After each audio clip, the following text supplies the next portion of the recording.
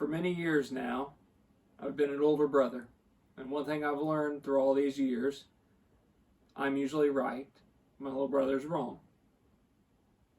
It's generally the case with most siblings. Older brother, older sister, we always know best. Jesus was an older brother.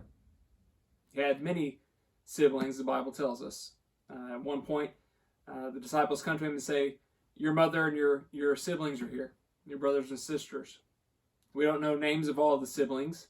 We do know two for sure, James and Jude. Both wrote letters. Later on in this year, we're going to go through the letter of James.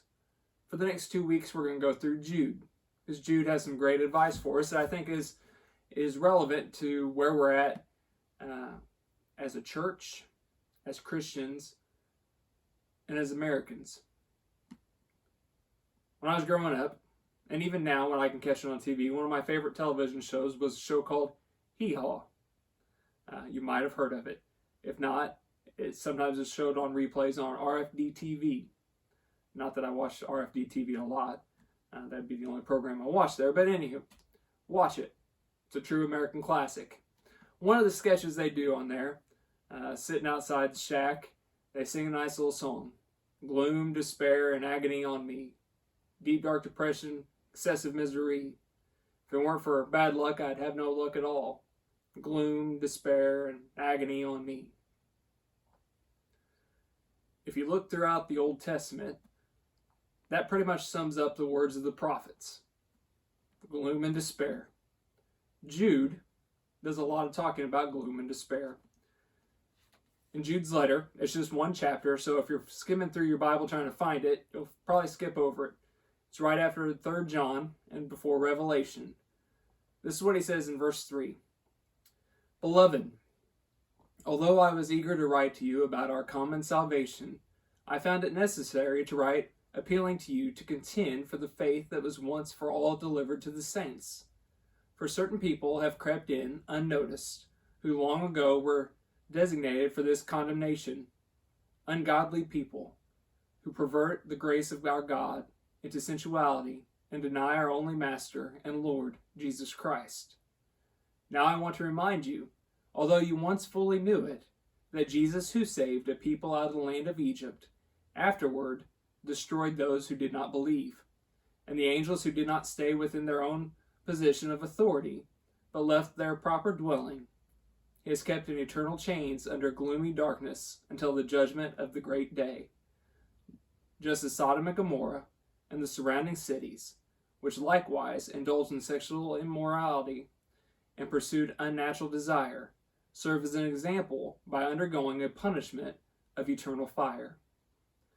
Yet, in a like manner, these people also relying on their dreams, defile the flesh, reject authority, and blaspheme the glorious ones.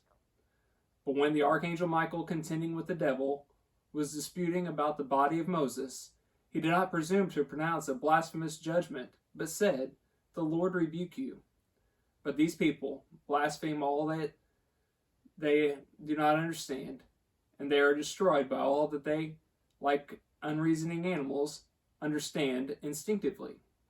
Woe to them, for they walked in the way of the Cain, and abandoned themselves for the sake of gain to Balaam's error, and perished in Korah's rebellion. These are hidden reefs at your love feasts, as they feast without fear. Shepherds feeding themselves. Waterless clouds, swept along by winds. Fruitless trees in late autumn, twice dead, uprooted. Wild waves of the sea, casting up the foam of their own shame. Wandering stars, for whom the gloom of utter darkness has been reserved forever.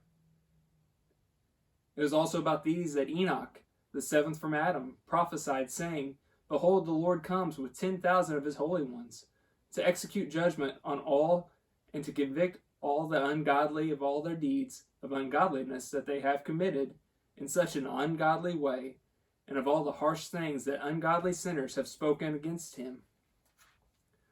These are grumblers, malcontents, following their own sinful desires. They are loud-mouthed boasters, showing favoritism to gain advantage. There's a lot of big words in there. A lot of kind of confusing talk. So I'll sum it up in an Ashley paraphrase of Jude chapter, well, there's only one chapter. Jude chapter 1, verses 3 through 16. There's a lot of bad people in this world. There's a lot of ungodly people in this world. There's a lot of people out on the streets that do wrong. There's a lot of evil. There's a lot of people sitting in pews in churches that are evil, that are wicked. There's a lot of bad stuff. They've turned their backs on God. If you remember back when we were talking about the judges as we went through Hebrews chapter 11, the judges all were put in place and it always started with the same thing. And the people did evil in the eyes of the Lord. That's what Jude's talking about here. He's talking about the punishment that is coming down on these people and that God will send down his wrath on them because they are ungodly, because they have turned their backs on him, because they find this world more appealing than him. That's why there's issues in the world. Turn on the news. If that doesn't sum up gloom, despair, and agony on me, I don't know what does. Every day there's something new. Every day there's something to get sad at. There's something new every day that makes us want to say, what's the point in going forward? Life is rough. The amount of people that are depressed right now is at an all-time high, dealing with the Rona, dealing with issues in the world. It brings us down. It puts us in a bad spot. It puts us in a situation where we're not happy. What's going to save us? What's going to bring us out of this? It's simple. God. What put us in this position? Turning our backs on God. What's going to bring us out of this? Turning our face towards God. Finding what he wants us to do and who he wants us to be and where he wants us to go. It may be bad. And like I said, every time we turn on the news, it's something new. But there's also good. It's not all bad. We just choose not to pay attention to that. And we get beat down and wore out because of all the bad, and we don't focus on the good. Even in the midst of Sodom and Gomorrah and God striking them down, there was still good in that city. And God got them out of there before anything happened. Adam and Eve didn't get struck down and destroyed when they turned their backs on God. They served a punishment, but they were still with God. I love David. He was facing hardships that we could never understand. Day and night being chased by King Saul. His life threatened time and time again. His life falling apart. This is what he said in chapter 30 of the book of Psalms. I will extol you, O Lord, for you have drawn me up, and have not let my foes rejoice over me. O Lord my God, I cried out to you for help, and you have healed me. O Lord, you have brought up my soul from Sheol. You restored me to life from among those who go down to the pit. Sing praises to the Lord, O you his saints, and give thanks in his holy name. For his anger is but for a moment, and his favor is for a lifetime. Weeping may tarry for the night, but joy comes with the morning. See, I think so many times we get focused on the negative of this world. We get focused on the gloom, despair that Jude talks about there at the first part. And next week we'll talk about the good that Jude talks about. But there is joy. Even in the midst of sorrow, even in the midst of all the issues we have in our lives, there is always something that we can look at and say, you know what? I got it. This is a blessing. We keep moving forward. We keep pushing on to that prize that awaits us. Jesus himself in John chapter 16 had this to say. Beginning in verse 25, he said, I have said these things to you in figures of speech. The hour is coming when I'll no longer speak to you in figures of speech, but will tell you plainly about the Father. In that day you will ask in my name, and I do not say to you that I will ask the Father on your behalf. For the Father himself loves you because you have loved me, and have believed that I came from God. I came from the Father, and have come into the world, and now I am leaving the world, and going to the Father. His disciples said, Ah, now you're speaking plainly, and do not use figurative speech. Now we know that you know all things, and do not need anyone to question you. This is why we believe that you came from God. Jesus answered them, Do you now believe? Behold, the hour is coming.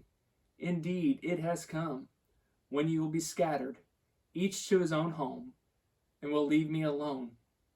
Yet I am not alone, for the Father is with me. I love this part right here. And this is where we need to hold our truth, focus, in the gloom and despair. Verse 33 of chapter 16 of John. I have said these things to you, that in me you may have peace. In the world you will have trouble, but take heart, for I have overcome the world. David knew pain. He knew gloom, he knew despair, and he knew agony. But he also knew that even in pain and destruction and death and evil all around him, that God was there. He knew that God was blessing him daily. And I love what he said there, that though there may be trouble at night, that it keeps coming on, there are blessings that come in the morning. And Jesus' words there sum up perfectly all that we need to worry about, all that we need to focus on. As we look at the world around us and the sin issues that we have and the destructions and the sickness and the riots and the protests and the elections and anything else we want to get our life uptight about or worry about or fret about, take heart. He's already overcome the world. There is nothing in this world that can harm you. There is nothing in this world that can destroy you. There is nothing in this world that can take you from who you are. You are God's child. There may be some sadness in your life. There may be some despair and sickness and worry and fear. He's already overcome all that. Put your trust in him. Put your hope in him. Abide in him, and he will abide in you. Never forget who you are. You're a child of God. While the world may be a messed up place, he's already defeated it. And he's waiting for that moment when we get to spend eternity with him in glory. So keep on fighting. He's fighting right alongside you. Have a great week.